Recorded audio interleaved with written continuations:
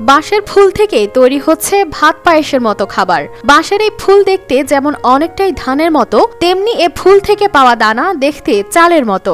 খবর পেয়ে আসছি যে এখানে ওই যে বেড়ুয়া বাঁশ থেকে এই যে ফুলের মধ্য থেকে এখানে চাল সংগ্রহ করতেছে। সেই চাল থেকে নাকি ভাত হচ্ছে এবং সেখান থেকে আবার নাকি পায়েস হচ্ছে। এখানে আসছি যে দেখার জন্য যে কিভাবে কি করতেছে, এই বেড়ুয়া বাঁশ থেকে ফুল থেকে কিভাবে চালটা সংগ্রহ করতেছে।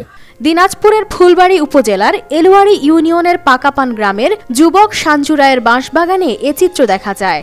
তখন আমার এই দাদারা 50 বছর আগে এটা সংগ্রহ করে তারা ভাত রুটি খিচুড়ি রান্না করে খাইছিল। হাতে একটু কষলে আমি দেখলাম যে চাউল বাখরালাম, তারপরে সেটা আমি মুখে দিলাম। মুখে দেখার পর হ্যাঁ, চাউলের মতো নেই। বাড়ির পাশের বাঁশঝাড় থেকে সংগ্রহ করা হয় বাঁশের বীজ। এরপর পরিষ্কার করে রোদে শুকিয়ে হাস্কিং মিলে মাড়াই করা হয়। এ দানা থেকে কেউ ভাত পায়েস, কেউ রুটি তৈরি করছেন বলে জানান এলাকাবাসী। মহিলা পাক করেছিল আমার পাশের বাড়ির, তা আমাদেরকে চাটতে দিয়েছিল। খুব স্বাদ, চালের এক মতন স্বাদ, আর এটা বাঁশের বীজের চালের এটা এক মতন স্বাদ। খাওয়ার পাশাপাশি কেজি প্রতি 40 টাকায় বিক্রি করে হচ্ছে বাড়তি আয়। আমার সংসারে অভাব অনুটার জন্য করতেছি। আমার তো 10 টাকা পড় ছিল না, আমার যে তো অল্প টাকা দিয়ে দিছি পাড়ার আর কি ভালোবাসার কারণে খাওয়াইছি। 40 টাকা কেজি আমি বিক্রি করছি, বা চাউলের বদল সমান ভাগে নিয়ে চলে গেছে। সানবিট সব দিবে সামাল। সানবিট ম্যাজিক প্রেস ডিশওয়াশিং এর মাথা ঘোরানো সলিউশন। তবে বাঁশের ফুল থেকে ধান এবং চাল পাওয়ার বিষয়টি ভুলভাবে ব্যাখ্যা করা হচ্ছে বলে জানান এই উদ্ভিদবিদ। চাল তো একমাত্র ধান থেকেই হবে। চাল অন্য কোনো জায়গা থেকে, অন্য কোনো উদ্ভিদ থেকে চাল হবে না।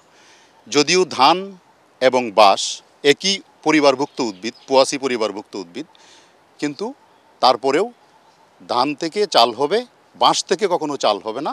এটা বাঁশের দানা বলতে পারি চালের মতো। বাঁশ ফুল থেকে যে চাল উৎপাদিত হচ্ছে, এই ধরনের শিরোনামে যদি সংবাদ প্রচার করা হয় তাহলে সাধারণ মানুষকে বিভ্রান্ত করে। আমাদের মতো মানুষ যারা, আমরা হয়তো সেটা বুঝি, আমরা বিভ্রান্ত হই না। চালের বিকল্প হিসেবে সাঞ্জু রায়ের পরিবারের খাবারের চাহিদা পূরণ হলেও আদৌ কি এটি ধান বা চালের বিকল্প হতে পারে? এটা কখনোই সম্ভব না। ধানের বিকল্প বা চালের বিকল্প বাঁশের বীজ বা বাঁশের দানা কখনোই হতে পারে না। তার কারণ হচ্ছে, ধান প্রতি বছর 3 থেকে 4 বার রোপণ করার পর ফসল আপনি ঘরে তোলেন। বাঁশ রোপণ করার পর প্রতি বছর একবার ফুল দিতেও পারে, নাও দিতে পারে। কোনো বাঁশ বেশি বয়স হয়ে ফুল দেয়, কোনো বাঁশ প্রতি বছর একবার ফুল দিতেও পারে, নাও দিতে পারে।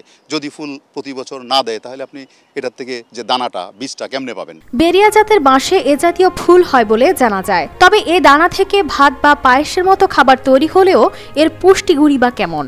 পুষ্টিগুণে যে ভাতে যে আমরা কার্বোহাইড্রেট পাই, ট্রাইগ্লিসারাইড থাকে, কার্বোহাইড্রেটের পরিমাণ আছে কিছু এটার মধ্যে রান্না করার পর।